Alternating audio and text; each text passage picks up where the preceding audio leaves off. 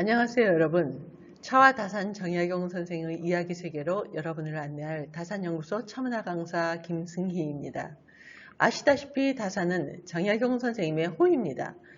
다른 유명한 분들도 그렇지만 다산 정약용 선생님도 호가 여러 개 있으셨어요. 삶, 열수, 여유당 등등. 그렇지만 그 많은 호 중에서 일반 대중에게는 차, 다자, 뇌산자 쓰시는 다산으로 가장 널리 알려져 있습니다. 이 다산이라는 호는 강진의 유배 생활 중 대부분을 기거하셨던 산의 이름이기도 한데요. 또한 차를 무척 좋아하셨기 때문에 자연스럽게 다산이라는 호가 정약용 선생을 대표하는 호로 자림하게 되었던 것입니다. 저는 대학에 들어와서 차를 만나게 됐었는데요. 우리 춤을 공부하던 학도였는데 대학에 들어가니까 한의대 분들을 중심으로 해서 그 차 동아리가 있더라고요. 집에서도 간간히 어머니에 의해서 차를 마셨기 때문에 그 차 동아리에 들지는 않았지만 왔다 갔다 하면서 차를 많이 얻어 마신 기억이 있습니다. 어렵고 좀 그 재미없는 학창 시절이었지만은 그 학창 시절 중에 유일하게 그 즐거웠던 일들 중에 하나라고 볼 수가 있는데요. 제가 졸업한 80년대에는 아시다시피 여러 가지 일들이 많았던 시절이었어요. 그래서 저도 계속해서 제 전공을 살려나가기가 좀 힘든 그런 시절이었거든요. 시르에 빠져있던 그 저한테 차는 새로운 그런 모습으로 저한테 다가왔습니다. 저희 명산 선생님을 만나고 본격적으로 그 차 공부를 시작하면서 벌써 40년이나 됐습니다. 그동안에 이것저것 공부도 많이 하고 또 활동도 많이 했습니다만 40년이 지난 그 오늘날에 왔어요. 다시 생각하면 어떻게 이렇게 빨리 시간이 지났나 싶은 생각도 들기도 하죠. 사람들마다 그 삶의 애환이 있기는 마련이라서 저도 그 40년이라는 기간 동안 여러 가지 일들을 많이 겪으면서 삶을 놓아버릴까 하는 시절도 있었죠. 그러나 그런 고통의 시간을 겪으면서 차는 늘 제 곁에서 떠나지 않고 저를 위로해주고 그리고 저를 지탱하는 하나의 기둥이 되어 주었어요.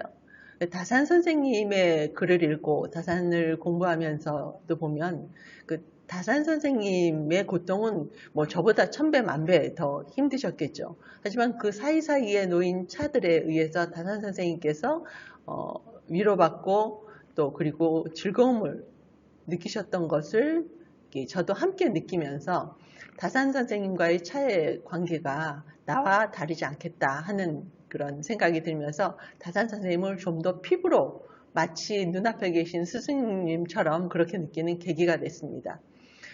우리나라 차문화에 있어서 다산 선생님은 좀 적게 조명이 됐다고 저는 생각을 하거든요.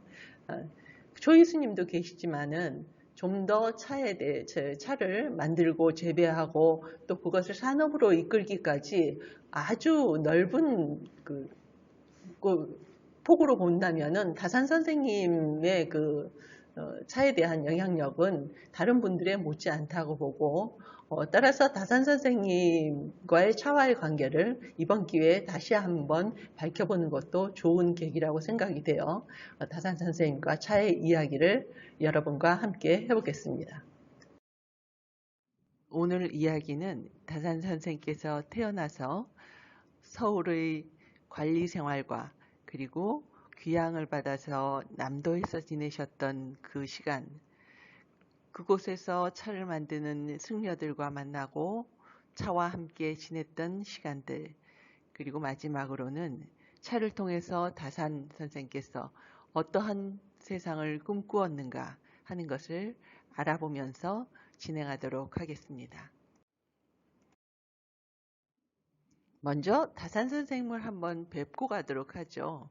이 영정은 2009년쯤에 이 김호석 화백께서 그리신 건데요. 어때요? 안경을 쓰시고 아주 호기심이 가득한 그런 모습이 보이는 다산 선생님의 영정이라서 제가 굉장히 좋아합니다. 타이틀은 차가 있는 다산 이야기잖아요. 이 두 번째 작은 제목으로 저는 치유와 나눔의 실행이라고 적었습니다. 아시다시피 다산 선생님께서 차를 즐기신 데는 몸과 마음의 치유를 위한 것이 가장 컸습니다. 그런데 그러한 차 생활이 어떻게 나눔의 실행으로까지 퍼지는가 하는 것을 우리가 살펴볼 필요가 있죠. 다산 선생님은 1762년 영조 38년 8월 5일에 지금의 남양주 조안면 능내리에서 태어나셨습니다. 아버지는 나주정씨 정자, 제자, 원자셨고요. 어머니는 해남 윤씨셨어요. 그 두 분 사이에서 사남 일녀 중 사남, 즉 맨 막내로 태어나셨죠. 친가는 8대가 홍문관에 들어간 옥당 집안이었습니다. 이 옥당 집안이라고 하는 것은 그야말로 학문을 매우 사랑하는 학자 집안이라는 얘기죠. 외가도 만만치가 않아서 고산 윤선도의 후손이셨습니다. 고산 윤선도의 증손자인 공제 윤두서의 손녀이기도 어머니가 하셨던 거죠. 아명은 귀농이었는데요. 이 왜 귀농이 되었느냐? 아버지 정재원께서 이 사도세자의 죽음으로 굉장히 큰 트라우마를 가지셨어요. 그래서 그만 이제는 고향으로 내려가서 살아야겠다라고 생각하셔서 이 낙향한 직후에 출산을 했기 때문에 아명을 귀농이라고 했다고 합니다. 그런데 우리 다산 선생님께서는 1770년, 그러니까는 다산 선생님 9세의 나이에 어머니를 잃으셨어요. 그때까지는 막내 아들로서 정말 행복하고 아무 걱정 없는 삶을 살았을 텐데 이때 9세에 어머니를 잃으면서 다산 선생님께서는 매우 큰 슬픔에 빠지셨을 겁니다. 그 이후에는 그 첫째 형인 정약현의 부인 이씨, 그러니까는 형수님이죠. 그리고 그 다음에 오신 서모 김씨의 돌봄을 받으면서 사셨어요. 그런데 이 동안에 보면은 우리 다산 선생님께서는 계속해서 막내로만 사셨던 거예요. 12세에 계모 김씨가 오시니까 그때까지 약 10여 년 이상, 한 15년 정도는 아마 막내 아들로 자라셨을 겁니다. 머리 좋은 사람들이 늘 그렇듯이 매우 개구졌던 걸로 생각이 들어요. 그래서 다산 선생님께서 옛날 어렸을 때 이야기를 쓰신 것을 보면은 어머님이 돌아가시고 나서는 들로산으로 막 쏘다니면서 하도 놀아서 아주 매우 꼬질꼬질했는데 그를 형수님이나 계모님이 자기를 붙잡아서 씻으려면은 도망다니고 해서 집안 식구들이 다 놀리고 웃고 했다는 그런 이야기도 쓰신 것이 있습니다. 야경이라는 이름은 15세 때 관례를 하고 그 받게 되는 어른의 이름이었습니다.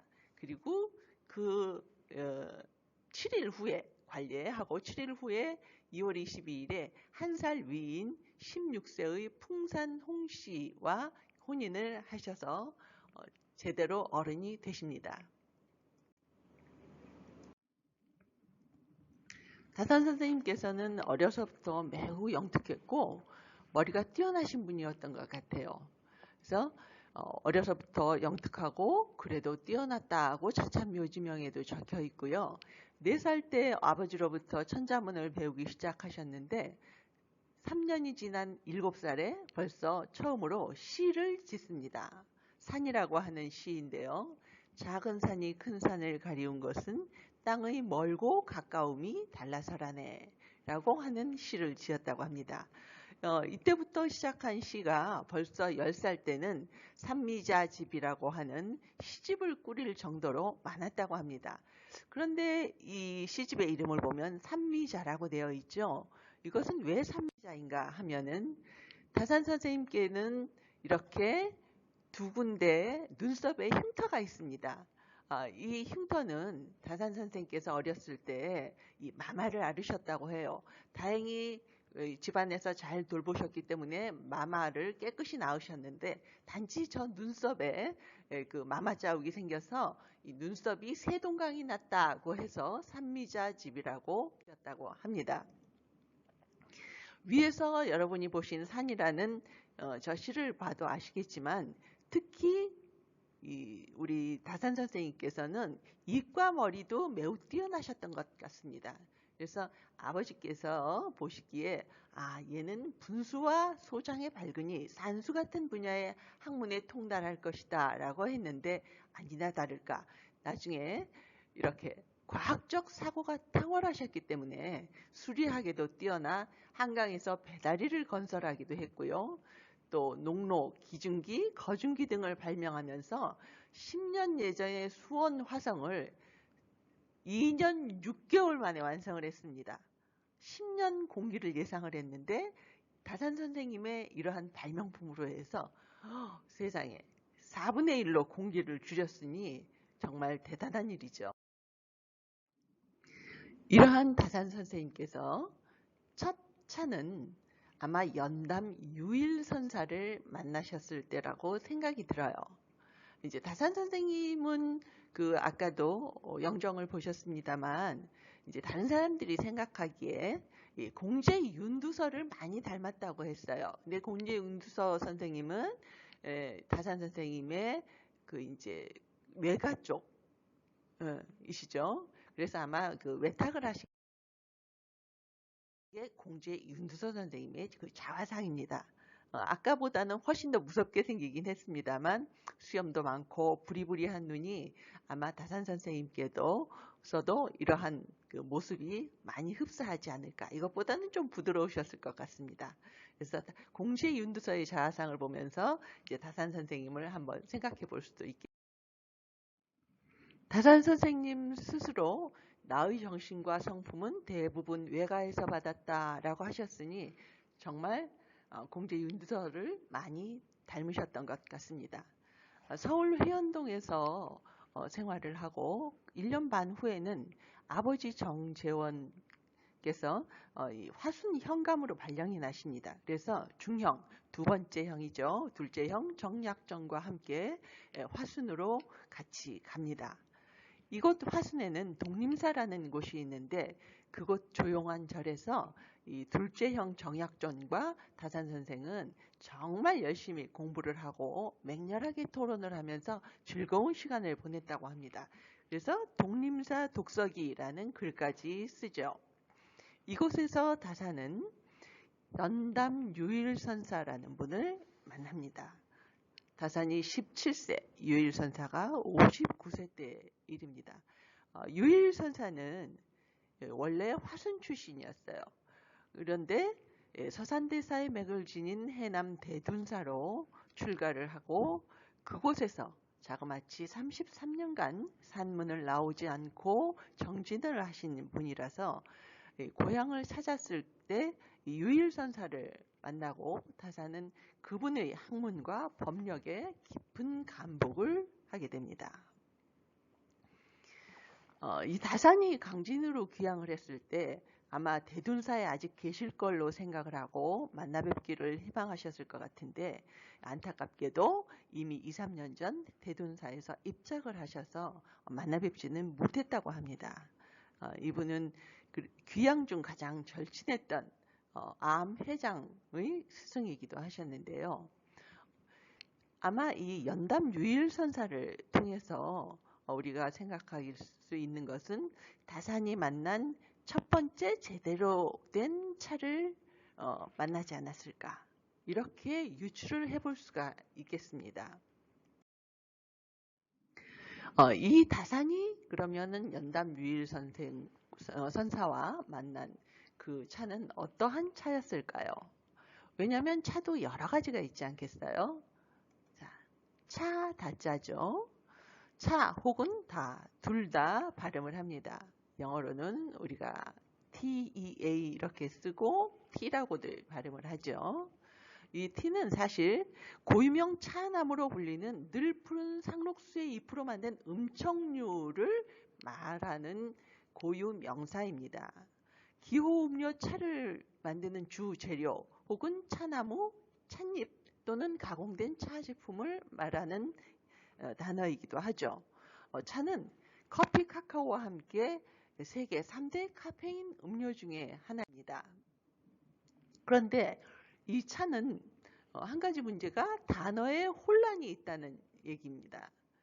원래 아까 말씀드린 것처럼 차라는 단어는 고유 명사예요. 차나무, 차 제품, 음료로서의 차, 이것을 뜻하는 고유 명사인데 이것이 차츰 후대로 오면서 기호 음료의 전반, 일반 명사화가 돼버려서 그저 기호 음료로서 물이 아닌 그냥 마시는 거리들을 모두 차라고 발음을 하게 됩니다. 그래서 지금은 차 마시러 가자라고 해서 거기서 커피를 마시던 아니면 탄산음료를 마시던 다른 사람들이 거기에 대해서 뭐라고 하지 않죠. 그만큼 지금은 차라는 단어가 그리고 저 글자가 일반 명사화가 돼버렸다는 얘기입니다. 다산 선생님이 계셨을 때도 이러한 것이 많았던 것 같아요. 그래서 다산 선생님께서는 아언각비라는 책을 쓰게 되는데 거기 이것은 그 순조 때 지은 어원연구소예요. 그래서 당시 널리 쓰이고 있던 글 가운데서 잘못 쓰이고 있는 것을 골라서 그 참 뜻과 어원을 밝혀가지고 합리적으로 설명한 책입니다. 그 안에서 다산 선생님께서는 차라는 것은 겨울에도 푸르른 나무다. 유구의 다경에 여러 가지로 부르고 있는데 원래 이것은 초목의 이름을 말하는 것이지 음료의 이름이 아니다라고 했습니다. 그래서 원래는 탕, 환, 고 이렇게 불러야 되는데 이것을 그냥 통틀어서 차라고 말하며 생강차, 뭐 귤피차, 뭐 송절차 이렇게 습관적으로 항상 말하고 있는데 이는 잘못이다라고 하셨습니다. 즉 이제 여러분과 함께 제가 얘기할 다산이 만난 차 그리고 다산 선생님께서 마신 차는 바로 고유명사로서의 차를 뜻하는 것이라는 것을 이제 한번 짚고 넘어가도록 하겠습니다. 이 차나무는 그럼 어떠한 나무이냐? 학명으로는 카멜리아 시네시스라고 부르는 것이고요. 생물학적 분류는 보는 바와 같습니다. 분포지는 보통 열대와 아열대 온대 지방에 있는 식물인데요. 원산지는 티벳과 중국 쓰촨성 경계의 산악지대로 알려져 있습니다. 차나무는 높이가 2m에서 시작해서 15m까지 있습니다. 즉 허리쯤 오는 높이 2m에서 그 다음에 15m 이렇게 사진에 보이는 것처럼 매우 크고 수천 년을 사는 나무까지 여러 종류가 있죠. 꽃은 흰색 또는 연분홍, 연노랑 등인데요. 매우 아름답게 장미처럼 또는 찔레꽃처럼 생겼어요. 이제 열매는 그 다음 해 봄부터 자라기 시작해서 가을에 있기 때문에 올해 핀 꽃과 작년에 핀 꽃에서 달린 열매를 같은 시기에 볼 수 있는 실화상봉수라고 알고 있습니다. 이러한 차나무는 우리나라에서 여기 보시는 바와 같이 전라남북도 그리고 경상남도 지방에서 주로 많이 자랍니다. 그 중에서 독림사는 바로 이 화순 근처에 있으니까 이것도 역시 차가 잘 자라는 곳 중에 하나고 그리고 더군다나 이 해남의 대둔사와 이 근처는 차를 많이 생산하는 곳이기도 했습니다. 이렇게 화순에는 여러 문헌들을 보면은 차가 생산되어 있다는 것을 이러한 차는 언제부터 마시기 시작했을까요? 차는 대충 아마 BC 20세기에서 25세기경에 발견되었다고 하는데 이제 신농이 발견하기도 했다고 하고요. 달마와 화타 유래설도 있기는 합니다만 원산지의 소수 민족들에 의해서 음료로 약으로 사용되기 시작했을 걸로 생각이 됩니다. 우리나라에는 6세기에서 7세기경으로 전파가 되고요. 그리고 17세기 초에는 유럽으로까지 전대가 되죠. 우리나라에는 약 4세기경 아마 백제가 시초로 추정이 됩니다. 이 불교와 함께 삼국고과 가야로 전파가 되죠. 이 가야에서는 김수로왕의 부인 아유타 왕비에 의해서 인도로부터 차씨를 가져왔다 하는 기록도 있기는 합니다만, 이제 주로 신라 때 흥덕왕 때 대렴이 사신으로 가서 당나라에 갔다가 차씨를 받아와서 지리산 일대에 심었다 하여 그곳에 시베지가 있기는 합니다. 하지만 선덕여왕 때 이미 차가 있었다고 해요. 그러니 대렴이 당나라에 갔다가 받아온 차씨로 지리산 일대에 심었다고 하면 야생차가 아니라 재배차를 그때부터 본격적으로 심었다고 봐야지 되는 거겠죠. 우리나라 차문화의 변화 과정을 한번 살펴보자면요. 삼국과 가야시대는 차의 전래, 그리고 통일신라 때는 차가 정착되고 고려시대에는 불교와 함께 차가 전성기를 맞게 됩니다. 그래서 왕실에서 평민까지 사생활이 매우 일반화되었던데요. 여기 보면 다방이라고 있죠. 이 다방은 사실 차를 마시는 요즘처럼 가게가 아니고 왕실의 한 관청의 이름이었어요. 그런데 지금은 이제 가게로 불리게 되죠. 이제 그런데 이 조선에 와서는 불교가 쇠퇴하면서 역시 따라서 차의 생산 기반과 수요가 하락이 되면서 차가 쇠퇴가 됩니다. 더군다나 임진왜란 병자호란을 지내면서 나라 전체의 경제가 무너졌습니다. 따라서 차는 자연스럽게 잊혀지게 마련이겠죠. 다행히 영종조 시대에 들어서 경제 회복과 함께 잠시 중흥기를 맞습니다만, 이때 그래서 초이선사 그리고 다산선생님, 추사선생, 이덕리 이런 분들과 함께 차가 잠시 모습을 나타내었다가 말기로 이어지면 이제 국력이 급격한 쇠퇴를 하게 되고 차문화도 흔적만 남게 됩니다. 그래서 일제강점기에는 일본 차문화가 주입이 돼요. 우리 차는 잊혀진 채로 말이죠. 그래서 지금도 녹차나 이런 차문화에 대해서 사람들이 조금 거리감을 가지게 되는 계기가 되기도 한 것 같습니다. 그러나 1980년대에 들어서 우리가 다시 소득 수준이 올라가고 우리의 문화와 얼을 찾기 위한 시도가 시작이 되면서 우리도 제대로 된 차문화를 찾으려고 많은 분들이 노력을 했습니다. 그리고 그 사이에서 가장 너무나 행복하게 다산 선생님의 그 저서와 그리고 자산 선생님의 영향으로 인해서 우리가 현재 우리 차문화를 그나마 이 정도로 찾고 그리고 즐길 수 있게 되었죠. 다시 서울과 벼슬길의 청년 다산에게로 돌아와 보겠습니다. 다산 선생님은 독림사에서 공부를 하고 그리고 이제 다시 서울로 와서 21세에 서울에 집을 마련합니다. 이 집은 사실 처갓집 도움이 많았을 것으로 생각이 돼요. 왜냐하면 부인 윤 씨가 그 외동딸이셨거든요. 그리고 이 장인께서는 외동딸의 사위인 다산 선생께서 매우 똑똑하고 영민했기 때문에 정말 총애하셨다고 합니다. 얼마나 예뻐하셨냐면 그 정조대왕에게서 받은 화를 다른 사람도 아닌 사위에게 주셨다고 해요. 그 정도로 매우 아끼셨기 때문에 이렇게 서울에 집도 마련하고 그리고 공부를 하는 데 있어서 불편함 없이 후원을 잘 해주셨던 걸로 생각이 듭니다. 1783년 진사과에 합격을 하고 그리고 1789년 1월에는 28세의 대과에 차석으로 급제를 하시게 됩니다. 이렇게 2등을 하신 거죠. 그런데 그 이후에 어떤 일인지는 모르지만은 이 장원 1등한 사람이 합격 취소가 되게 됩니다. 그러니까 아마 뒤에 무슨 일이 있었나 보죠. 따라서 사실은 이제 장원 급제를 하신 거죠. 그래서 3월 달에 초계 문신에 이제 발탁이 되게 되시는데요. 보시기에 83년에 진사과에 합격을 하고 89년에 대과에 급제를 하셨으니까 상당히 기간이 많이 떨어지죠. 다산 선생님 실력 같으면 이미 그 전에 그 급제를 하셔야 되는데, 이때 장원이 합격 취소된 거나 이런 걸 보면은 그 사이에도 상당히 좀, 야료가 있지 않았을까 하는 생각도 들기는 합니다.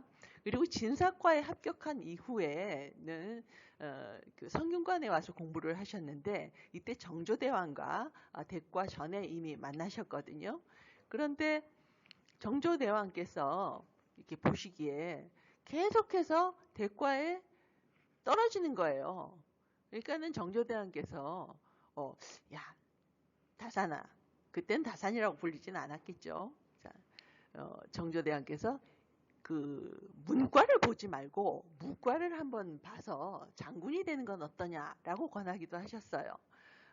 아시다시피 여러분도 아까 앞에서 얘기한 것처럼 다산 선생은 굉장히 그 이과적 머리도 뛰어나시고, 그 다음에 그 쾌활한 성격이셨기 때문에, 그 좋은 무과생이 없었던, 고로 정조대왕께서는 차라리 장군이 돼서 내 곁을 지켜주면 어떨까 하는 생각도 하셨을 것 같습니다. 그래서 이제 다산 선생께서, 그 대과에 급제하시고 난 이후에 만났을 때, 술을 진탕 먹이신 후에 그리고서는 집에 가지 말고 기다려라 하고서는 기다리게 하고서 이 병법서를 은밀히 건네기도 하셨다고 합니다.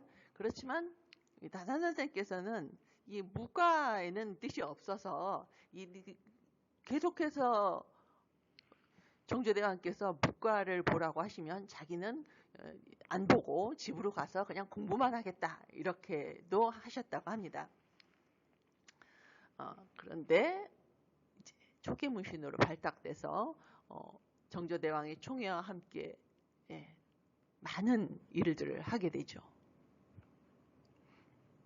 역시 임금님의 총애가 깊으니까 반대파들의 시기와 저기가 시작이 됩니다.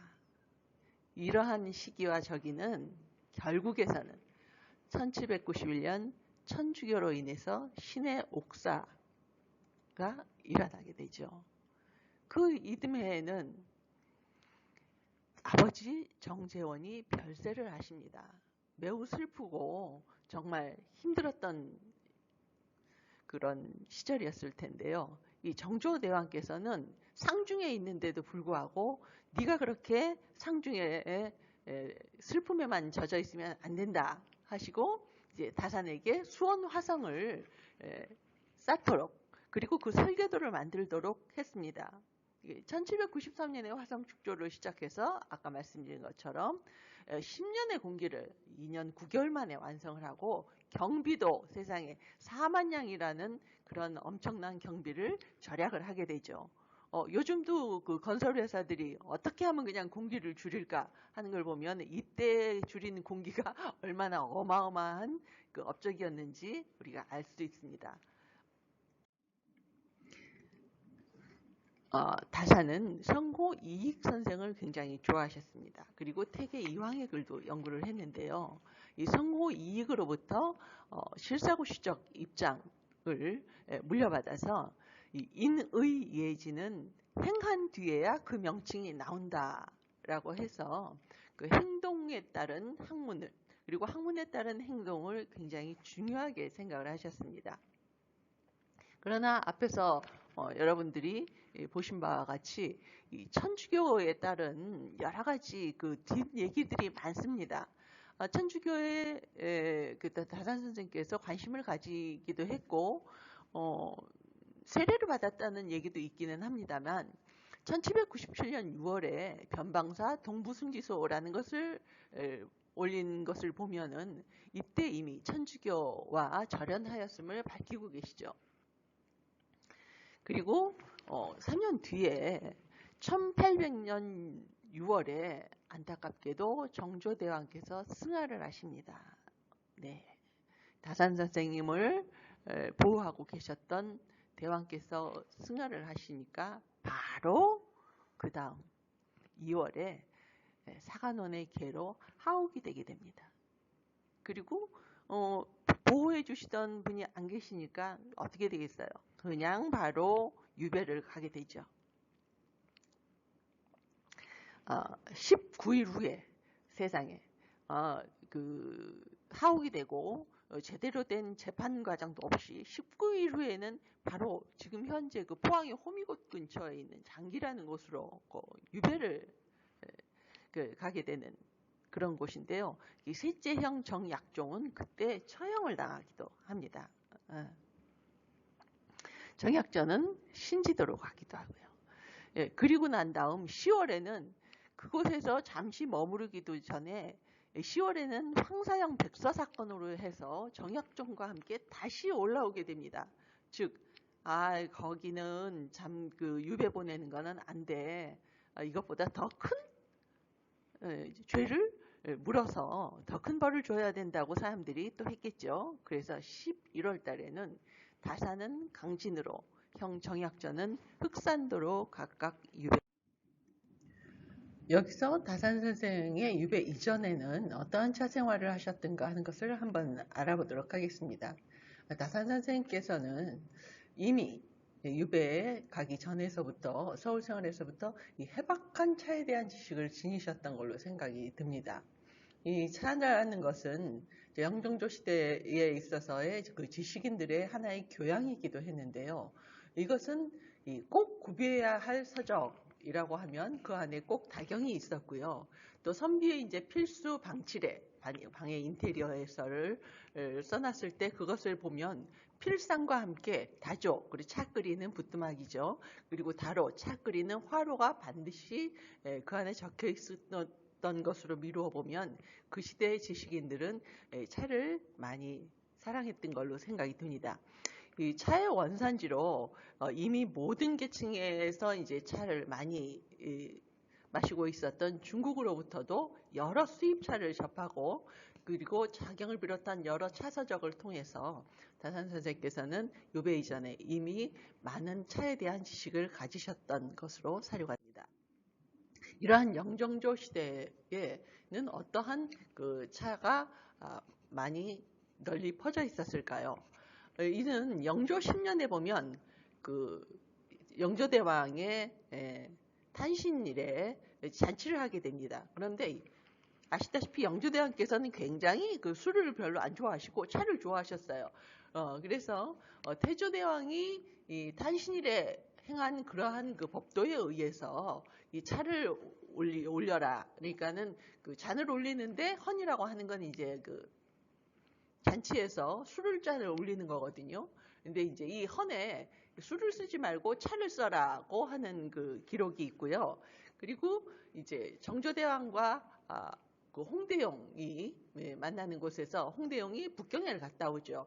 그러자 정조대왕께서 물어봅니다. 북경에는 차가 어떤 것으로 제일 좋은 것을 삼던가 하고 물어보니까 이제 보이차를 최고로 하는데 보이는 운남지방에서 나는 까닭에 그 얻기가 힘들다 합니다. 이렇게 그 북경에 갔다 온 연경에 갔다 온 이 그 사신들에게 차에 대해서 물어볼 정도로 차에 여러 가지 관심들이 많았던 것으로 생각이 듭니다. 다른 얘기로는 정조대왕께서는 그렇게 차를 많이 좋아하신 것 같진 않고요. 대신 담배를 엄청 즐기시는 애연가이기도 하셨다고 합니다. 그때는 담배를 연다라고 해서 연기나는 차다 이렇게 하기도 하죠. 요즘은 이제 사람들이 구름과자라고 부르기도 하지만 그때 그 문헌들을 보면 차의 등급, 차의 이름 이렇게 무수한 많은 문헌들이 나옵니다. 따라서 영종조 시대의 그 문인들과 그리고 지배계층 사람들에게는 차가 그래도 많이 퍼져 있었던 걸로 생각이 됩니다. 이러한 차에는 어떤 종류가 있는가 한번 가볍게 보고 가도록 하겠습니다. 차는 보통 발효에 따라서 여러 가지 차로 나뉘게 됩니다. 효소에 의해서 발효도 되고요. 그리고 이제 세포 안팎에 산소 작용에 의한 산화 발효가 있습니다. 그리고 이제 미생물과 곰팡이류에 의한 성분 변화를 일으키는 미생물 균사 발효도 되게 되죠. 그래서 한 가지 나무잎으로 만든 차나무잎으로 만든 차지만 이러한 여러 발효에 따라서 이렇게 많은 종류의 차가 나오게 됩니다. 이것은 대표적으로 6가지로 나눈 것이지만 이제 세세하게 들어가면 거의 1000여 종에 달한다고 말하고 있습니다. 그리고 이렇게 생산된 차는 이러한 여러 가지 모양으로 재가공이 되어서 우리에게까지 오게 됩니다. 이러한 차는 어떻게 우리가 즐기느냐? 첫째는 자다법이 있어요. 이 자다법은 끓는 물에 차를 넣고 계속해서 달이는 겁니다. 약을 달이듯이. 물론 약을 달이는 것처럼 이제 장시간 달이는 건 아니지만 적당할 때가 되도록 차를 달여서 그리고 열원을 유지해서 달여서 그것을 떠서 마시는 것을 자다법이라고 하고 맨 처음 차가 당나라에서 유행을 하면서부터 그리고 지금에 이르기까지도 이 자다법은 계속해서 사용하고 두 번째는 점다법입니다. 차를 곱게 가루낸 것인데요. 이 가루낸 차를 어떻게 마시느냐. 닭이 등에 넣고 물로 격불하여 마신다고 합니다. 격불이라고 하는 것은 이렇게 거품기처럼 생긴 작은 다선으로 차와 물을 섞어서 그래서 마시게 되는 점다법이 있고 이러한 점다법은 송나라 시대와 고려 시대에 많이 유행을 했습니다. 그리고 이제 오늘날에 와서는 포다법, 차를 넣고 거기에 뜨거운 물을 부어서 그리고 차를 우려 마시는 포다법이 청나라 시대 이후 그리고 지금에 이르기까지 많은 사람들이 차를 즐기는 방법이기도 합니다. 1801년 3월 11일서부터 10월 20일까지 선생은 7개월간 장기에서 생활을 하십니다. 이런 이 7개월 동안에도 사산 선생은 백성들을 위한 간단한 치료법을 쓴 촌병혹치라는 그 책을 저술하셨는데요. 안타깝게도 원본은 없어서 우리가 지금 알 수는 없습니다. 본인이 억울하게 유배를 가셨음에도 그 촌 사람들이 병에 걸려서 매우 아파하는 것을 안타까워하셨다는 것을 우리가 알 수가 있죠. 그리고 이제 다시 서울로 불려 올라가서 강진으로 가게 됩니다. 1년에 2번이나 귀향초로 떠났다는 때 그 심정은 우리가 어떻게 지금 생각을 할 수가 있을까요? 예. 그리고 이제 더군다나 가장 서로 의기투합하고 형제가 좋았던 둘째 형 정약전과 같이 내려오다가 이제 나주의 밤남정 주막에서 둘째 형은 흑산도로 그리고 이 다산 선생은 이제 강진으로 헤어지게 됩니다. 이때의 그 헤어짐이 얼마나 그 가슴을 아팠는지 시에다가 살아서는 미워할 밤남정 주막이라고까지 쓰셨어요. 얼마나 그때 애달프는지 이것으로도 알 수가 있죠. 그리고는 또 다른 시에는 구준빌 괴로워할 게 뭐라든가 어차피 맑은 날에도 탄식할 뿐인 것을 하면서 이제 그 괴로운 심정을 토로를 하셨습니다. 강진에 왔습니다. 이제 강진에 오셨을 때는 마땅히 딱 이렇게 있을 곳이 없으셨어요. 옛날에 유배를 오고 귀향을 온 사람들은 그 나라에서 여기 딱 정해주고 여기 있어 이런 것이 아닙니다. 자기가 알아서 거기서 살아야 됐거든요. 그래서 여기저기를 다니시면서 있을 곳을 찾아다니셨는데 이제 서울에서 유배 온 사람들을 저 멀리 남쪽에 계신 사람들이었으니 촌사람들이었으니 얼마나 희한했겠습니까? 그리고 정말 여기까지 그 귀향을 왔다면 정말 굉장히 큰 죄를 지었나 보다 이렇게 생각을 하셨던 것 같아요. 했던 것 같아요. 그래서 그 사람들이 마치 이 다산 선생님을 무슨 무서운 독을 지닌 사람들 것처럼 생각해서 계시는 곳마다 문을 부수고 담장 무너뜨리고 그리고서는 달아나 버렸습니다. 요즘 영화 보면은 무슨 인종차별 이런 걸로 해서 이렇게 집에다 돌 던지고 뭐 스프레이로 벽에다가 뭐 꺼져 이러고 쓰는 거나 마찬가지였겠죠. 그래서 매우 고통스럽게 지내셨는데 어떤 한 노파가 불쌍히 여기고 자기 집에서 살게 해주었어요. 그래서 그때부터 이 거처를 정해져서 계셨는데 얼마나 속이 상하고 화가 나시고 또 의기소침하셨는지 창문을 닫아 걸고 그저 밤낮으로 혼자 앉아 있었다고 합니다. 어느 누구와도 얘기할 수 없었다라고 써져 있죠. 그래서 어느덧 해가 지났는데도, 봄이 왔는데도 모르다가 이제 새소리가 어느 날 문득 찍찍찍찍 하고 났겠죠. 봄이 되면은 이제 그 번식기도 오고 해서 아마 크게 울었겠죠. 그래서 그때 문득 해가 바뀜을 알았다라고 쓰셨습니다. 그리고 비 오면 집 생각이 덩굴같이 뻗어나는데 모습은 몰골이 마치 대나무 가지 같다고 했으니 얼마나 마르셨는지 우리가 짐작을 할 수가 있죠. 이것은 강진에서 복원한 사의제, 즉 다산 선생께서 계시던 그 주막의 형태를 새로 만들어놨습니다. 이 사의제에서 아까 얘기한 대로 그렇게 매우 침울하게 지내시다가 이듬해쯤에서는 그 학생들이 찾아옵니다. 아마 이제 그곳에서 일하던 아전들이나 이런 사람들이 정말 빼어난 학자가 서울에서 오셨으니 요 틈에 타서 이 일타 강사를 모시는 거죠, 일종의. 그래서 자기 학동 아이들을 이제 공부를 시키고 싶었을 겁니다. 그래서 이제 자기 아이들을 데리고 와서 공부를 좀 시켜주십사라고 해서 학동들이 생깁니다. 이러한 학동들을 갖다가 보고서 다산 선생께서는 읍내에 있을 때 아전 집안 자식들이 배우러 왔는데 한 4, 5명이 되었다. 아이들이 글자를 쓰는데 이게 어찌나 엉망이지 모두 점이건 획이건 모두 삐뚤빼뚤해서 참 보기가 힘들다. 이렇게 얘기를 하셨어요. 그리고 그 집을 사의제라고 명명을 하고 이제 다시 한번 학문을 하게 되는 기운을 얻게 되시죠. 이 사의제는 4가지 생각, 즉 생각과 용모와 언어와 동작을 마땅히 해야 할 방이라는 뜻입니다. 그래서 이렇게 사의자라는 이름을 들은 것은 나이 들어가는 것이 염려되고 이제 뜻을 둔 사업, 여기서는 학문을 얘기하죠. 학문이 퇴폐됨을 서글프게 여겨서 자기 자신을 성찰하려는 까닭에 이제 이런 4가지를 생각하고 바르게 하도록 한다라는 까닭에서 지은 이름이라고 사의제기에 적으셨습니다. 이곳에서 시를 짓고 경서를 연구하고 책을 저술하는데 다시 한번 매진을 하게 됩니다. 그래서 이때 벌써 이러한 여러 권의 책을 갖다 짓게 되시고요.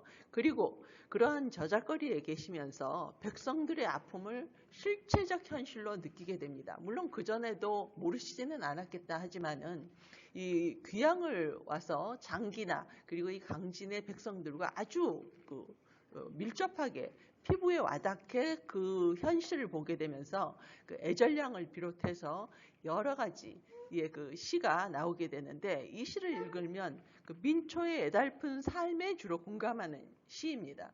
얼마나 백성들이 그 고초를 겪고 있는지 가슴 아파하는 것을 이 시를 읽으면 잘 알 수가 있습니다. 이곳에서 다산 선생님은 드디어 암회장을 만납니다. 그 암회장은 속명은 김홍조라고 하는 사람인데 해남 사람이었어요. 근데 유교교를 굉장히 그 경전에 대한 공부가 심오해서 그 당시 많은 그 주사라든지 하는 분들 그리고 유학자들과 우위를 나누었습니다. 이 그 회장은 강진 만덕사로 주지로 오게 되는데 그 전에서부터 해남에서 다산 선생님의 얘기를 들은 거예요. 다산 정약용이 그때는 다산은 아니지만 그 다산 선생이 강진에 와 있대더라. 그래서 학문을 좋아하는 사람이니까 굉장히 오면은 이분을 꼭 만나야지라고 생각을 하고 있었던 것 같아요.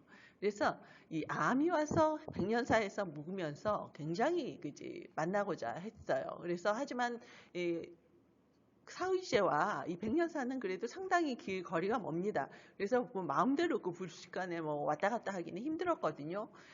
그래서 다산 선생께서 하루는 내가 이제 촌노인네하고를 따라서 백년사로 갑니다. 내가 다산이네 혹은 정약용이네 하고 얘기는 안 하시고 그냥 슬쩍 같이 따라가신 거죠. 그리고 그와 함께 여러 가지 얘기를 했는데 말씀을 안 하시니까는 그분이 정약용 선생님인지 회장은 모르고 있었죠. 그래서 얘기 잘했습니다 하고 이제 뒤따라서 이제 뒤에서 나왔는데 다산이 떠난 후에 얼마만큼 가고 난 다음에 아마 이제 다른 사람들이 얘기를 해줬겠죠. 이제 회장이 거의 정말 맨발로 뛰다시피 하고 다산을 쫓아와서 내가 선생님을 뵙기로 얼마나 기대하고 고대하였는데 이렇게 가시면 어떻게 합니까? 제가 알아보지 못해서 죄송합니다 하고 다시 백년사로 모시고 가서 밤새 주역과 함께 여러 가지 얘기를 했다고 합니다. 그리고 난 후 큰 아들이죠. 그 다산 선생님의 큰 아들이 와서 1년여간 함께 머무르게 됐는데 그 조그마한 사의지에서 지내려니까는 너무 좁잖아요. 이 두 분이 계시기에. 그러니까는 이 암 회장이 근처의 그 고성사라고 하는 절에 보은 산방 작은 그 처소를 마련을 해서 그쪽에서 계시는 것이 어떻겠습니까 하고 옮겨 살게 해주게 됩니다.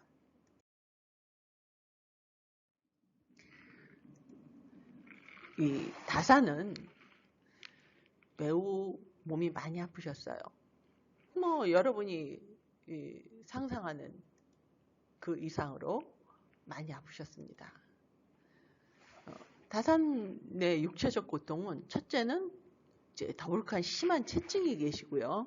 이제 근육이 몹시 땡기고 아프고 이제 마비가 되어서 머리에는 항상 솜털 모자를 쓰고 계셨다고 합니다.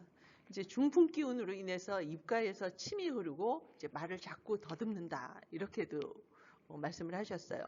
이러한 육체적 고통은 뭐니 해도 스트레스, 이제 심리적 고통으로 인해서 야기가 되는 거겠죠. 이제 그거를 조금 살펴보면 다산 선생님께서는 사실은 6남 3녀 모두 9남매를 두셨습니다. 원래는. 그런데 거의 대부분 그 시절 그렇듯이 요절을 하고 단 2남 1녀만 장성을 했어요. 9남매 중에 셋을 남기고 나머지 6을 잃으셨으니 그때마다 얼마나 가슴이 아프셨겠습니까?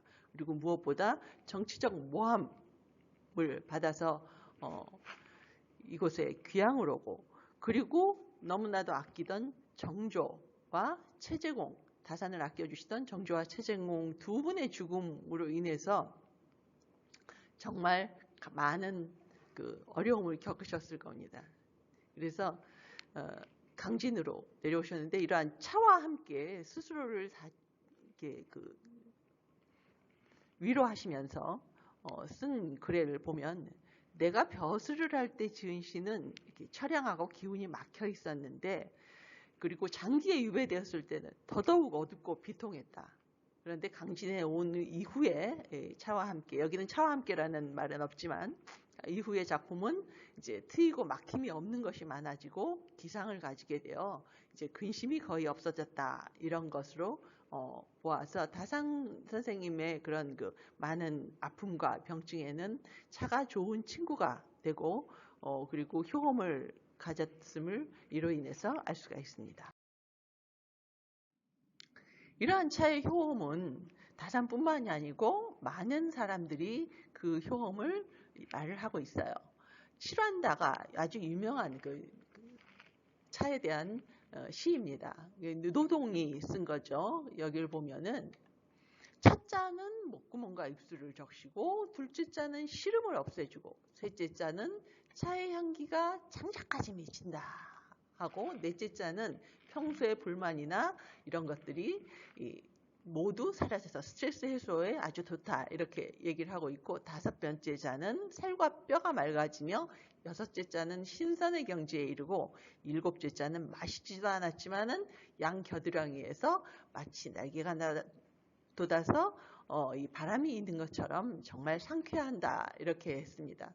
이 다산 선생님께서 얼마나 차를 갖다가 그 힘을 받으셨는가 하는 것은 해장상인에게 보내 차를 빌다라고 하는 유명한 걸명소라는 그 시에도 나와 있습니다.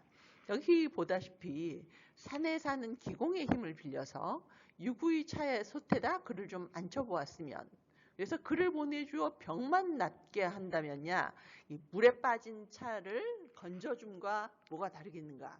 이 차가 없어서 고통스러운 것을 마치 물에 빠진 것과 같다고까지 말씀을 하신 거죠. 이러한 차의 그 효능들은 다산 선생님뿐만 당시에 여러 분들도 증언을 하고 있습니다. 이러한 그 차는 보시다시피 여러 가지 그 효능이 있는데 그 차에 있는 성분들이 이렇게 몸과 마음의 고통을 상쇄시켜주는 좋은 효능을 가지고 있다는 거죠. 뭐 항암 효과뿐만 아니라 변비나 충치에까지 그 좋은 예방이 되고요. 염증과 세균 감염을 억제하기도 합니다. 여기 차의 이런 모든 그 효능들을 다 얘기를 하자면 너무 기니까 다음으로 넘어가겠습니다. 이러한 그 차의 효능들은 추사 선생도 마찬가지였어요. 이 추사 선생님 역시 제주도로 귀향을 가셔서 그 고통스러운 나날을 보내실 때 차가 그 추사 선생님을 정말 달래주는 좋은 일이었는데요. 이 추사 선생님께는 초이 스님이 그 차를 많이 보내셨습니다. 그런데 그때 당시에 제주도까지 차를 보내자면 얼마나 힘들었겠습니까? 종종 차가 떨어져서 초이 스님께 그 추사 선생도 이 걸명소 차 좀 보내주 하는 시를 많이 보내시고 채촉도 많이 했는데 이제 추사 선생의 그 유명한 작품 중에서 이 명선이라고 하는 이 글씨가 바로 이 차값으로 차를 보내줘서 고맙소 하고 차값으로 대신 이제 보낸 그 대표적인 작품입니다. 여기 보면은 추사 선생님이 얼마나 간절하면 스님 보고 싶지도 않고 편지도 안 보고 싶은데 그저 차와의 인연만은 끊어버리지 못하니까 빨리 차를 보내시오. 아마 두 해, 두 해 동안이나 차가 아마 못 갔던 모양입니다. 그래서 다시는 지체하거나 빗나감이 없이 꼭 보내달라 하는 것처럼 이렇게 몸마음으로 고통을 받았던 그 다산 선생님이나 추사 선생님께 차는 정말 좋은 친구고 동반자였음을 알 수가 있게 됩니다. 그런데 이 보은산방, 고성사에 있는 보은산방은 다산 선생님께서 계시기에는 그렇게 좋은 곳은 아니었던 것 같습니다.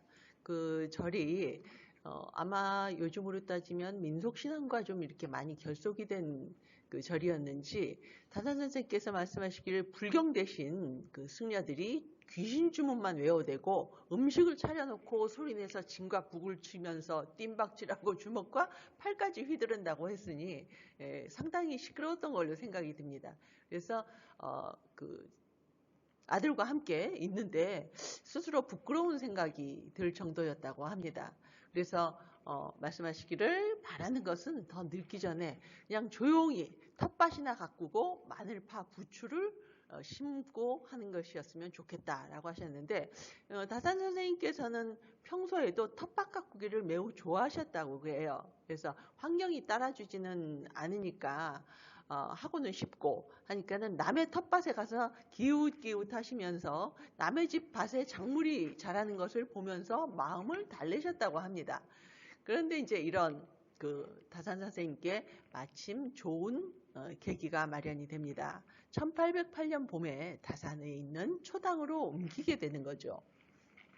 강진에서 읍내에서 약 8년을 기거하게 되고 난 이후의 일입니다. 이곳은 해남 윤씨 귤림처사 윤단이 건립한 곳인데요. 아시다시피 해남 윤씨는 다산의 외가죠. 그러니까 이분은 다산 선생님께 상당히 우호적이신 분일 수밖에 없겠죠. 그래서 이분이 그 윤단이 이곳을 건립했는데 이곳에다가 이제 그 장서를 비치를 해두고 독서를 하고 본인의 손자들을 교육하며 한가한 생활을 보내던 곳이. 이곳으로 다산 선생님께서 옮긴 뒤에는 상당히 그 안정과 여유를 되찾으셨는데요.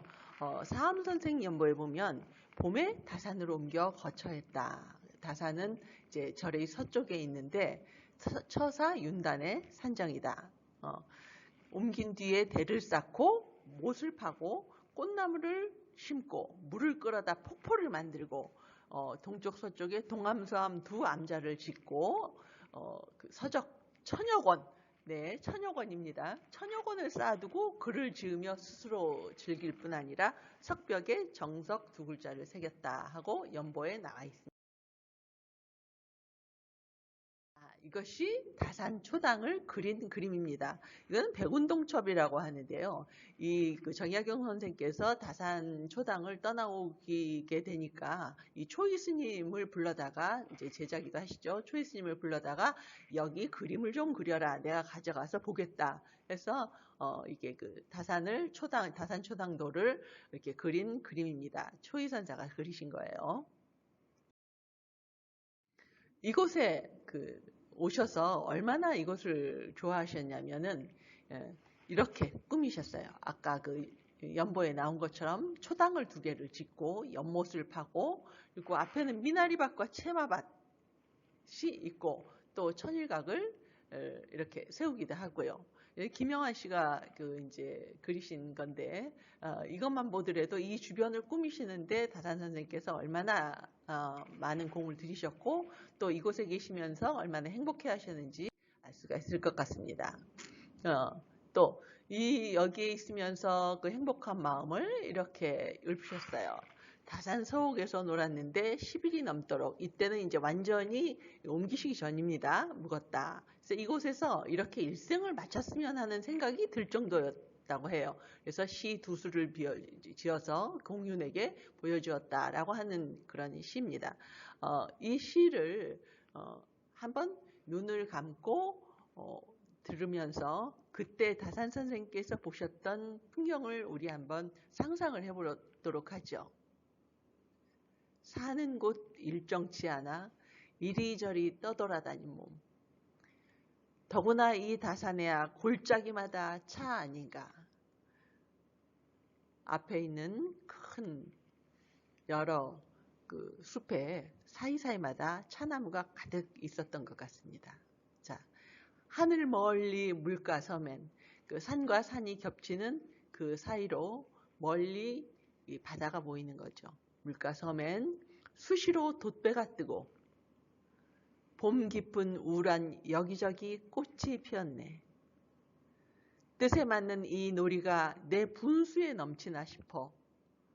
북쪽 사람들을 향해서는 자랑하지 말아야지. 또 이렇게 좋은 데 있다고 또 다른 데 유배를 보내면 어떡하나 그런 걱정까지 하셨던 것 같습니다. 이 다산 사경첩을 보면은 이렇게 정석바위와 약천과 다주와 연지석가산 같은 것을 두고도 시를 지으시면서 정말 마음을 달래셨어요. 이곳에서 다산에서 지내시면서 또 가족과의 일도 여러 가지가 있으셨습니다. 그 중에서 대표적인 것을 보자면 매조도와 하피첩을 들 수가 있습니다. 부인과 떨어진 지 벌써 여러 해도 됐고요. 아까 그 큰 아들이 온 것도 있었잖아요. 근데 큰아들인 그 학가가 왔을 때 다산 선생께서는 우리 아들 맞아? 그리고 못 알아보셨다고 해요. 그야말로 아주 어렸을 때 헤어져서 나중에 그 큰아들이 찾아왔을 때는 수염까지 난 청년이 됐으니 정말 둘이 얼굴을 마주보고 참 무슨 할 말을 또 제대로 못하고 가슴이 아픈 그런 그 광경이었을 것 같습니다. 그런데 그 이후에 또 둘째 아들이 오는데 그 편에 부인이 여러 가지를 보내게 됩니다. 부인께서 보낸 것 중에는 이제 치마도 있었어요. 치마를 보낸 것은 왜일지 거기 자세히 적히지는 않았습니다만 우리가 흔하게 생각하기에 아마 너무나도 멀리 오래 떨어져 있는 그 난구님께 나를 잊지 말아주세요라고 말하는 것은 아닐까 하는 그 짐작을 해보게 되는데요. 그래서 그 이제 붉은 치마 하피를 받아들고 그리고 이제 그 아끼던 딸이 시집을 가게 된다는 얘기를 듣게 됩니다. 그래서 다산 선생님께서 시를 짓고 직접 그림을 그리셨어요. 이 매조도는 직접 그리신 겁니다. 추사 선생처럼 다산 선생께서도 여러 가지로 그 재주가 많으셨던 것으로 이제 미루어 짐작할 수 있습니다. 그림 정말 잘 그리셨죠. 그리고 이렇게 시집가는 딸에게 그 매조도와 함께 시를 지어서 보내면서 가정을 이루고 즐겁게 살아라. 꽃은 이미 활짝 피어 있으니 열매도 크고 실하게 맺히리라 하면서 축복을 해주십니다. 내가 강진에서 귀양살이 몇 년이 지났을 때 낡은 치마 6폭을 아내가 보내왔는데 이제 오랜 세월이 지나서 빨간 색깔은 이제 좀 희뿌옇게 변했겠죠. 변했기에 가위로 잘라서 첩을 만들어서 두 아들에게 그 표지로 만들어주고 나머지로 이 작은 촉자를 만들어서 딸아이에게 물려준다. 이것은 아들들에게 준 하피첩입니다. 이 치마가 원래는 결혼했을 때 화롯으로 여겨진다고 해요. 그런데 이제 화롯은 원래 굉장히 붉은색이 강하거든요. 그런데 그 붉은색이 이미 발했고 거기에 이제 장식으로 했던 노란색, 금색 같은 것들이 이제 이미 옅어져서 책자로 만들기에는 딱 알맞았다 이렇게 쓰고 계십니다. 그리고 이제 두 아들에게 넘겨주었는데 이제 아마도 나중에 글을 읽어보면은 감회가 새로울 거다 이렇게 말씀하시면서 하피첩이라고 이름한 것은 바로 붉은 치마를 돌려서 노을과 같은 노을 같은 그런 붉은색이다라고 해서 표현한 말이라고. 사의제에서 다산까지. 자, 사의제에서 지내면서 토산차로서 몸과 마음에 이제 고통을 달래시기 시작하셨는데 이제 다산에 오셔부터는 또 다른 강신유배의 18년 동안의 이제 차생활이 시작되게 됩니다. 사의제 시절이 지역 토산차로서 몸 마음의 통증을 치유하셨다면 다산초당에 있어서 그는 다산 앞에 있는 야생 차나무와 만나게 되십니다. 그리고 차를 만드는 스님들과 만나서 차를 본격적으로 생산을 하시고 또 차를 위한 공간을 만들고 차에 대한 글도 쓰시죠. 그리고 그곳을 떠나올 때는 이것이 계속되기를 바라셔서 다신계를 조직하고 영농산업을 위한 차를 위한 농사를 위한 산업을 위한 초석을 만들게.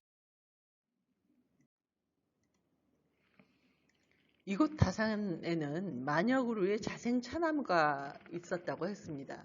그러니까는 나무들이 많고요. 그 사이사이에 자그마한 차나무들이 많아 있었던 거죠.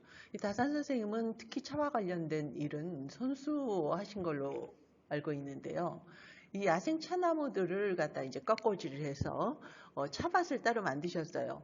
만들어 보신 분은 아시겠지만 차나무 사이사이 그리고 이제 그 큰 나무 사이사이에 있는 차를 갖다가 채취를 해서 만든다는 것은 정말 오랜 시간이 걸리고 닦기에도 너무너무 힘이 듭니다.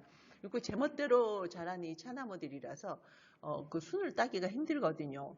그래서 이제 그 차나무를 갖다가 꺾어지를 해서 차를 갖다가 이제 채취하기 쉽게 정통 차밭을 만드신 거죠. 거기 보암에 있는 서촌에 이제 만드셨다고 합니다. 그리고 이제 차에 대한 책을 저술을 하셨어요. 아까 얘기한 아흔각비 외에도 각다고라든가 이제 다산 계절목 등등 차나무 재배법, 걸명소 이런 차시도 하시고요. 또 무엇보다도 우리 차나무를 재배하고 잘 관리해서 중국의 말과 바꾸어서 나라 살림에 보탬이 되도록 해야 한다라고 하는 담화무역을 주장을 하셨습니다. 이러한 주장은 동다기를 쓴 이덕무도 주장을 했는데요. 임진왜란 때 양모라고 하는 명나라 장수가 있는데 이분은 전쟁에 소요되는 전쟁 자금을 갖다가 관리를 주로 했다고 합니다. 그런데 이 장수가 양호가 우리나라 남원에 오니까 너무나 좋은 차나무가 많은 겁니다. 그래서 선조를 만났을 때 내가 기대게 남원이라는 곳에 갔더니 정말 좋은 차나무가 많더라. 왜 차를 생산해서 그것으로 무역을 해서 돈을 만들지 않느냐. 내가 전쟁을 하다 보니까 나라가 너무 지금 이제 돈이 없고 우리도 힘드는데 그렇게 차를 만들어서 무역을 하면은 많은 돈을 벌 수가 있고 또 그 귀국의 사람들이 너무 그 술만 마셔가지고 이제 힘들다. 차를 마시면은 이렇게 사람이 정신이 바짝 깨어나서 부지런하게 된다라고 이제 차를 갖다가 이렇게 권하게 됩니다. 그래서 근데 이제 그 선조는 우리나라에 있는 차나무는 이제 귀공에게 이제 어쩌다 이게 좋아 보이겠지만 중국의 차와는 이제 달라서 이게 쓰고 떨궈서 못 먹는다 하면서 이제 극구 사양을 하게 됩니다. 그렇게 사양을 하게 된 여러 가지 원인도 있겠습니다만은 무엇보다도 자칫하면 곡물로서 그 중국에 바쳐야 되지 않을까 싶은 그런 이유도 있다고 말하는 분들도 있어요. 이제 이러한 다산은 그 다구를 보면 다로 외에도 그 차 끓이는 차솥 그리고 이제 덕는 차 냄비 그리고 또 그 떡차를 가는 이러한 그 맷돌이나 여러 가지 다구 등 다산이 사용한 다구들을 문헌에서 볼 수가 있고요.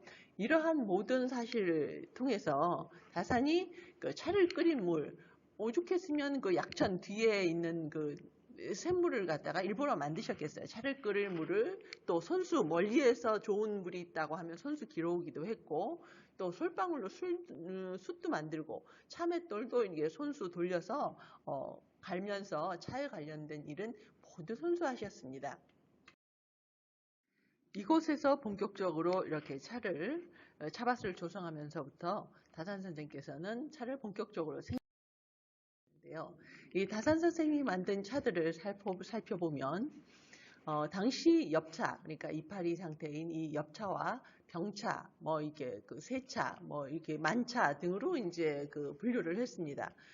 이 다산은 자신만의 제다법을 이렇게 만들어내셨는데요. 이 다산의 제다법으로 만든 차는 명다, 만불차, 황다, 정다, 이렇게 불렸다고 합니다.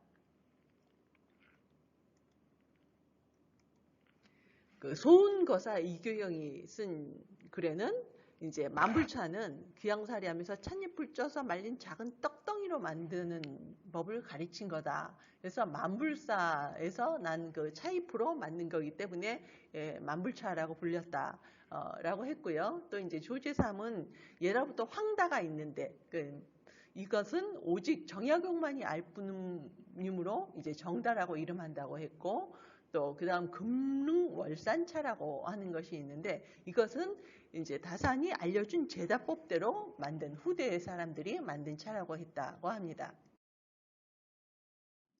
이러한 차는 어떤 방식으로 만들어지는가를 한번 간단하게 훑어보도록 하겠습니다. 먼저 차는 채엽, 찻잎을 따는 데서부터 시작을 합니다. 이제 주로 손으로 따게 되는데요. 일일이 손으로 따는 차들이 가장 고급차이죠. 이렇게 이제 그 작은 펴지지 않은 뾰족한 것을 창이라고 부르고 펴진 잎을 기라고 부르는데 일창 혹은 일창일기, 일창이기까지 주로 이제 따게 되는데 어린 잎을 딸수록 더 그리고 나면 시들리게 돼요. 바로 열 처리를 할 수도 있겠지만 시들리게 하는 것은 잎을 부드럽게 하고 향기가 나게 하는 거죠. 햇빛에서 말리거나 실내에서 말리거나 등등 여러 가지로 해서 이 찻잎을 말리면 찻잎이 부드럽게 되고 그리고 좋은 향기가 나서 그 각자의 그 품종에 따라서 독특한 향을 끝나고 나면 익히게 되죠. 바로 익히게 되면은 녹차가 되고요. 어느 정도 시들리느냐에 따라서 차의 종류가 달라지게 되는데 이렇게 뜨거운 솥에서 덮거나 아니면 찌거나 또는 이제 볕에다 아주 바짝 단시간에 말리거나 하는 여러 가지 방법으로 해서 열 처리를 하게 되는데 이 열 처리가 들어가고 나면 더 이상 효소가 작용을 하지 않기 때문에 차가의 발효가 멈추면 이렇게 이제 손으로 비벼서 사철나무 종류처럼 그 굉장히 빳빳한 잎이기 때문에 겉에 살짝 좀 이렇게 그 상처가 나야지만 찻잎이 차의 내용물이 잘 우러나겠죠. 그래서 이렇게 비비고 그리고 이제 비비다 보면 찐이 나서 서로 막 뭉치거든요. 그러면 이거를 갖다가 이제 손으로 일일이 털어가면서 풀고 다시 비비고 풀고 하는 것을 몇 번에 걸쳐서 그리고 나면 제2차 발효에 들어가게 됩니다. 아까 시들리는 것과 이 발효는 좀 이제 다르게 되는데요.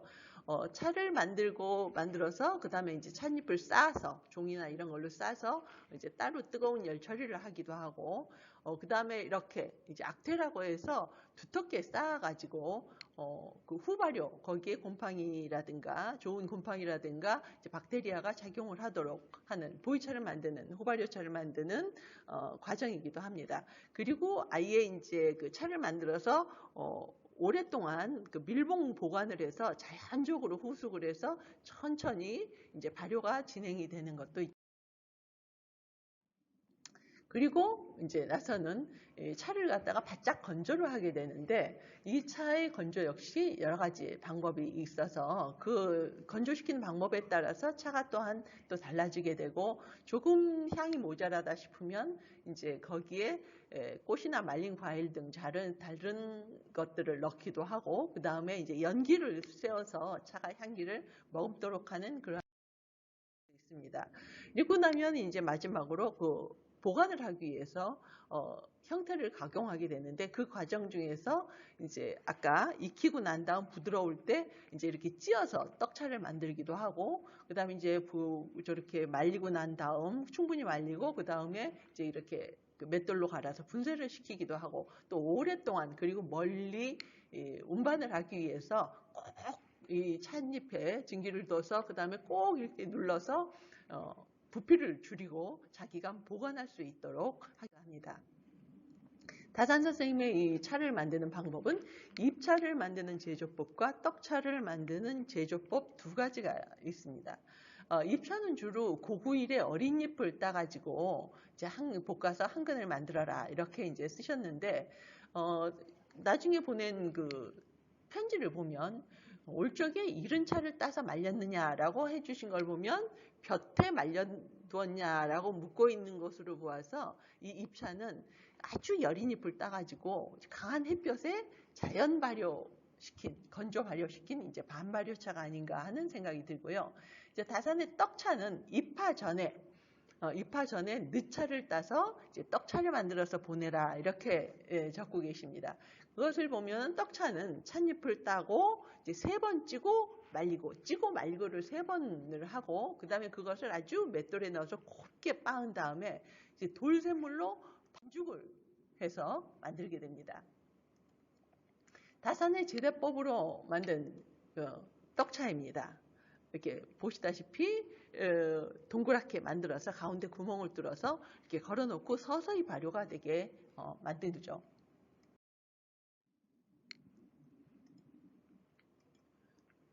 이렇게 다산 선생님께서는 여러 가지 이제 차를 만드시면서 어려운 강진 생활을 갖다가 이어가시고 그 안에서 자그마치 500여 권에 가까운 책을 쓰십니다. 그 동안에도 어떻게 하든지 그 이제 기양에서 풀려나시기 위해서 굉장한 노력을 하셨겠지만 별로 그렇게 효험이 없다가 나중에 이제 여러 사람들의 그 후원과 그리고 도움에 의해서 1818년 드디어 해배 귀양에서 풀려나게 됩니다. 그 소식을 듣고 다산 선생님께서 제일 먼저 한 거는 다신계를 만드셨어요. 즉 이제 자기를 따르는 많은 그 제자들을 모아서 계속해서 차를 생산을 하고 그리고 이제 제자들을 기르고 책을 쓰시면서도 그 차를 만들어서 다른 사람한테 팔기도 하고 그리고 그것을 가지고 제자들과 책을 쓰는데 소용을 많이 하셨거든요. 그래서 그 차가 이 돈이 된다는 것을 너무나도 잘 알고 계셨고 이것이 나중에 다른 중국이나 이런 나라들과 무역을 하면서 큰 돈이 되겠다고 생각을 하셨기 때문에 이것이 계속해서 농업으로서 이렇게 자리매김하기를 바라셨어요. 따라서 본인이 강진에서 갑자기 그것도 떠나게 되셨거든요. 그래서 떠나면서 이것이 계속되게 되었으면 좋겠다라고 해서 다신계를 만들게 됩니다. 그래서 다신계 절목이라는 그 문헌이 남아 있는데요. 거기 보면은 다신계원들이 쓴 이제 글이 있습니다. 사람들이 모여서 의논하기를 이제 다산 선생님의 그러한 후이, 신의를 잊지 못함으로 우리가 이렇게 모여서 이 다신계를 조직을 한다고 쓰고, 스승님이 서촌에 있는 몇 구에게 밭을 그러한 계물로서 남겨두었는데, 이제 이것이 후일 날에 그 강진의 그 자산이 되게 하였다라고 쓰고 있습니다. 그렇다면 다산 선생님께서 차를 통해 이루고 싶으셨던 것은 무엇이었을까요? 흔히들 다산 선생님 같은 분들은 이 농사나 일상의 간의 노동은 전혀 하지 않을 것으로 생각하기 쉽지만, 다산 선생님의 경우 자녀들에게 쓰신 편지만 보더라도 닭을 기른다든가 하는 일에도 꼼꼼하게 조언을 해주시는 등 실학자답게 실제적인 노동과 일에 더욱 큰 관심과 견식을 가지고 있다는 것을 알 수가 있어요. 특히 강진에서 차밭을 가꾸고 새로운 차를 만들어서 그 효능과 맛을 시험하는 찻일들은 모두 손수 제자들과 땀 흘려 하셨다고 해요. 이러한 찻일과 다산 선생님 사이에 있었던 일을 이제 분석을 해본다면, 첫째, 몸과 마음을 건강하게 유지시키며 안진시킨다. 즉 심신 수양을 위해서 하셨고요. 두 번째는 찻일을 통해서 만물의 이치를 깨달으려 한다. 유학자들이 늘 생각하고 계시는 경물치지를 알 수가 있습니다. 세 번째로는 그러한 마음가짐으로 공정하고 청렴하게 목민에 임하여 부국이한 백성, 즉 백성을 산업으로 편안하게 하고자 한다 하는 것이라고 말씀드릴 수가 있겠습니다. 사람들이 차로서 부국 안민을 이룬다고 하면 우리나라 같은 경우에는 너무 차의 영향을 확대 해석하는 것이 아니냐고 하는 사람들이 많습니다. 그러나 차는 그렇게 아닙니다. 모든 전쟁, 특히 국제전쟁은 첫째 먹거리에서부터 시작이 된다고 합니다. 십자군 전쟁은 후추고 식민지 확보는 설탕이 촉발했다고 하는 등 말이죠. 그런데 차는 국제전쟁을 자그마치 3번이나 일으키는 요인이 됩니다. 먼저 첫 번째로 1592년 임진왜란. 네, 차만을 위한 것은 아니었지만 이 차 문화를 위한 도자기를 확보하고 도공을 납치하기 위한 것도 큰 이유에 서 있죠. 그래서 도자기 전쟁이라고도 불리우기도 합니다. 두 번째는 아편전쟁. 1840년에서 60년까지 2차에 걸쳐서 일어났는데요. 역사상 가장 추악한 전쟁이라고도 불리우죠. 이 아편전쟁은 영국이 중국에 지불해야 하는 그런 엄청난 차값을 대기 위해서 아편을 중국에다 팔았고, 그 아편이 중국을 병들게 하니까 이를 막으려는 시도가 있었겠죠. 이것을 무력으로 제압한 그러한 전쟁입니다. 사실 그 100년쯤 전인 1776년에도 그 신대륙의 식민지에 부과하는 너무나 과한 차세금에 견디지 못한 사람들이 이 차들을 보스턴 앞바다에다 던져버리는 사건이 일어나죠. 소위 얘기해서 보스턴 티 사건이라고 하는 것인데요. 이 신대륙의 식민지가 독립을 위한 전쟁을 시작하게 되는 그러한 시발점이 되는 것입니다. 이렇게 차는 한나라 내지는 대륙 간의 명운까지도 좌지우지하는 막대한 영향을 세계 경제에 미치는 품목입니다. 임진왜란 당시에 명나라 장수 양호가 이 전쟁 자금을 담당하고 있는 사람이었는데요. 선조를 배할하면서 말하기를 귀국의 남원 등 남쪽 지방에 가니 매우 좋은 차가 많은데 왜 이것을 가공하여 팔지 않는가 하면서 중국의 모든 부는 차와 말을 교역하는 담화무역에서 나왔다라고 충고를 합니다. 그만큼 차는 어마어마한 그러한 경제적인 영향력을 가지고 있다는 것이죠. 이 차 무역은 세계를 하나의 문화권으로 만들어가는 촉매제가 되었습니다. 신대륙으로 차를 실어 나르는 해운업은 가장 먼저 도착하는 배가 대부분의 그 수입을 차지하는 시스템이었어요. 그래서 선주들이 거대한 상금을 걸여서 하는 T-레이스라는 경기까지 생기죠. 그래서 이를 위해서 가장 먼저 도착을 해야 하니까 초고속으로 점점 진화를 하겠죠. 배들이. 그래서 초고속 범선으로 배들이 진화되어 전 지구 5대양 6대주를 누비면서 대륙과 대륙을 잇는 통로가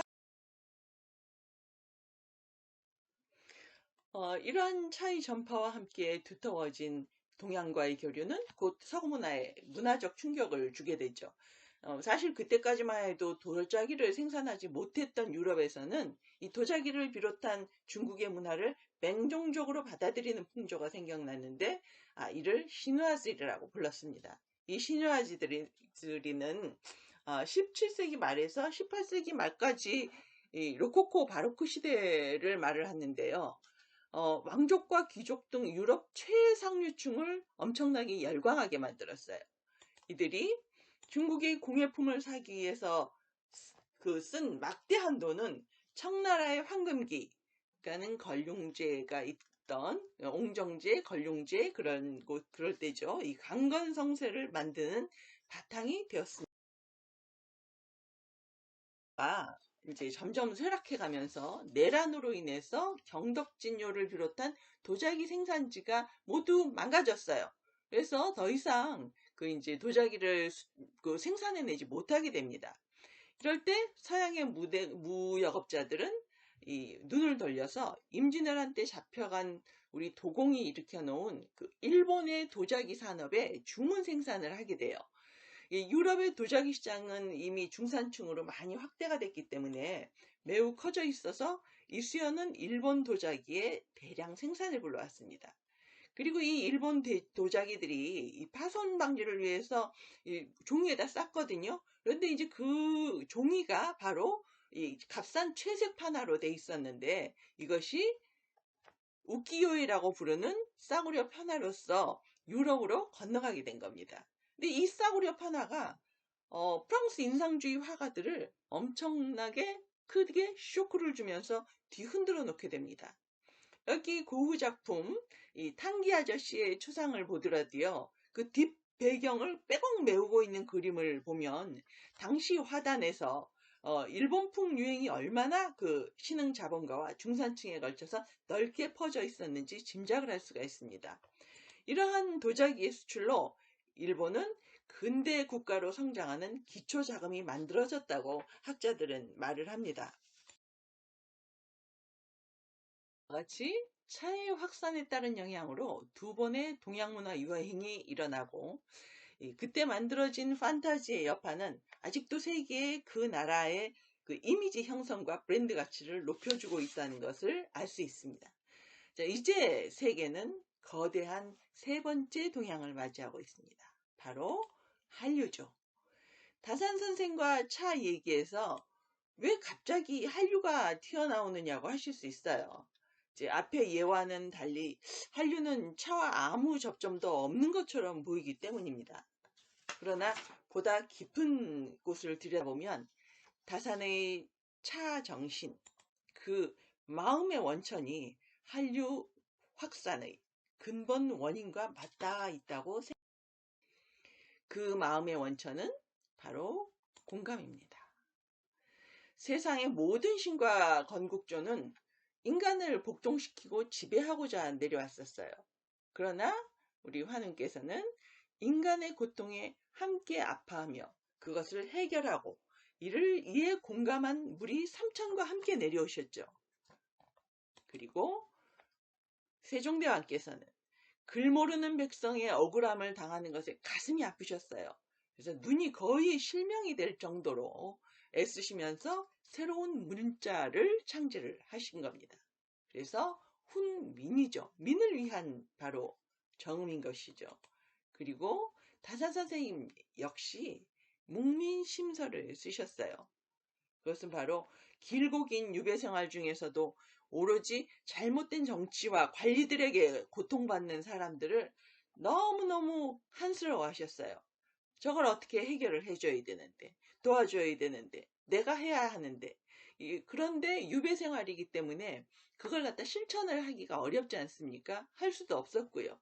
그러니 이것을 마음으로라도 내 마음에 두고두고 새긴다 하는 그러한 생각으로 묵민심서라고 하신 것입니다. 그 마음은 그 유배온 바로 이 자리에서라도 내가 할 수 있는 것이 무엇인가 하고 생각을 하시게 했고요. 그리고 차를 통해서 작은아바 그 시작을 그 첫 번째 다리를 놓는 거죠. 내가 지금 이 순간에 무엇을 할 수 있는가? 이 사람들이 차 생활을 통해서 심신을 보살피고 이 차바수를 산업화해서 이후에 내가 다시 전개로 나갔을 때 혹은 내가 그 실질적인 실천으로 옮겼을 때 민초의 삶에 도움이 되고자 하는 그렇게 실제적인 삶으로 구현을 시킨 그러한 마음이 바로 우리에게 전해져 내려오고 있는 것입니다. 이러한 공감의 마음은 배려를 이끌어냅니다. 이 사진은 사람한테서 모질게 학대받던 말야무트 장군이가 구조는 되었지만 보호기간 내 입양되지 못해서 안락사를 2시간 앞둔 시점에 자기보다 더 작고 불쌍한 아픈 강아지에게 자신의 먹이를 양보하는 사진이에요. 배려와 공감은 사실 생명이 있고 마음이 있다면 어떤 존재든 어떤 형편에겐 가능하지 않을까 생각합니다. 일전에 한 외국인이 한국에 온 지 얼마 되지 않아서 겪은 일을 들었는데요. 어떤 한 작은 식당에 갔는데 그 식당은 구운 김을 이 테이블 안쪽에다가 이렇게 조금 이렇게 일정량 놔두어서 마음대로 먹을 수 있도록 하는 그런 지역 식당이었다고 해요. 근데 이 사람은 그때 김을 생전 처음 먹었는데 그만 너무너무 그 김맛에 홀딱 빠져버린 거예요. 그래서 그만 자꾸 먹는 바람에 그 옆에 쌓아놨던 김을 모두 다 먹어버리고 빈통만 남겼다고 해요. 그래서 그 와중에도 자기를 자꾸 쳐다보는 아주머니가 굉장히 이제 신경이 쓰였다고 하는데요. 식사가 끝나고 이제 음식값을 지불하고 나가려고 하는데 아주머니가 잡더라는 거예요. 그래서 아까 내가 그걸 다 먹어버려서 아마 돈을 더 달라고 하는가 보다라고 생각을 했다고 해요. 그런데 세상에 그 아주머니께서 김을 아까 다 먹어버린 만큼이나 그 또 싼 그 비닐봉지를 갖다 손에 쥐어주면서 뭐라고 하시는데 사실 알아듣지는 못했다고 해요. 그러는데 그 마음과 의도는 너무 맛있게 먹더라. 이 타향에 와서 고생하는데 집에 가서 이거 먹어라. 그러면서 주는 것이었다고 자기는 역력하게 느낄 수 있었다고 합니다. 그 일로 받은 문화적 쇼크는 매우 컸다고 해요. 그래서 그 한 줌의 김이 자신의 삶에 등대로 삼기 위해서 사실은 안 먹으려고 몹시 애를 썼다고는 합니다.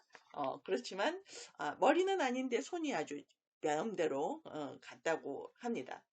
이렇게 오늘날까지도 내려오는 우리 민족의 공감하는 마음, 타인의 그 마음에 공감할 수 있는 마음은 역사 이래로 우리 홍익인간 정신으로 우리의 DNA에 새겨져서 내려온다고 생각합니다. 유럽 최상류 지배층이 열광했던 중국풍이나 서구 자본가와 화가들이 추종했던 일본 유행과는 달리 오늘날의 한류가 세계 대중들에게 폭넓게 퍼져가고 있는 것은 바로 사람들의 마음과 공감하고 위로를 하면서 이를 실천하는 그러한 진솔함이 바로 제 차 스승님이신 명호 선생님께서는 늘 우리 차를 마시고 생활하는 것은 이런 우리의 얼과 만나는 일이라고 하셨어요. 일제강점기와 6.25를 겪으신 세대이기 때문에 말씀하시기를 우리가 광복이 되어서 지금 현재는 우리 땅과 국민, 이 정부가 있는 떳떳한 독립국가다 지금은. 그렇지만 좀 냉정하게 생각을 해보면 가치관과 문화는 아직도 미국이나 일본, 중국 등 이 주변의 강대국의 영향에서 벗어나지 못하고 있는 상태가 아닌가 이렇게 말씀을 하시더라고요. 이 생활문화라는 게 원래 사람에게서 사람으로 스며들어 가지고 이제 보이지 않게 잠재의식을 바꾸는 그러한 미묘한 힘을 가지고 있는데 이 일제총독부가 이것을 알고 이 선생님들 공부하실 그 무렵에 이 47개 고등여학교하고 이제 6개 여자 전문학교에서 일본차 교육을 했다고 합니다. 이 차교육이라는 것이 생활문화의 기본을 가리킬 수 있는 것이기 때문에 일제가 이렇게 이제 기초적인 생활에서부터 이제 저절로 세대가 되도록 그러한 획책을 했던 거죠. 따라서 진정한 광복이라는 것은 이러한 기본에서부터 모든 때가 벗어진 문화 광복이 왔을 때 진정한 광복이라고 이렇게 말씀을 하셨어요. 그러시면서 그러면 한국인의 올바른 차생활은 어떤 것이냐라고 물어보았을 때 다산 선생께서 실천하여 보여주는 것을 한번 살펴보면 바로 나를 되돌아보고 잘 보존하면서 가꾸는 것이 첫째이고, 그리고 그러한 잘 가꾸고 다듬어진 나는 모두를 위한 삶을 살아가는 그러한 존재가 되는 그런 것이 바로 그 기초라는 말씀을 해주셨어요. 더구나 이제 생활을 하다 보면 그 차생활이라는 것 자체가 문화적 소양을 높여주는 굉장히 그 두터운 토양이 되거든요. 문화대국을 꿈꾸었던 독립투사들이나 지금 현재 해외 그리고 열심히 노력하는 많은 문화계 인사들을 생각을 한다면 오늘날에 있어서 차생활을 한다는 것은 더할 나위 없이 우리에게 꼭 필요한 것이 아닌가 하고 생각합니다. 우리의 생활문화가 오롯이 담긴 우리의 차문화가 한류와 함께 세상을 따뜻하고 향기롭게 감싸주기를 다산 선생님께서도 기다리고 계시지 않을까요? 네, 오늘의 이야기는 여기에서 마치겠습니다.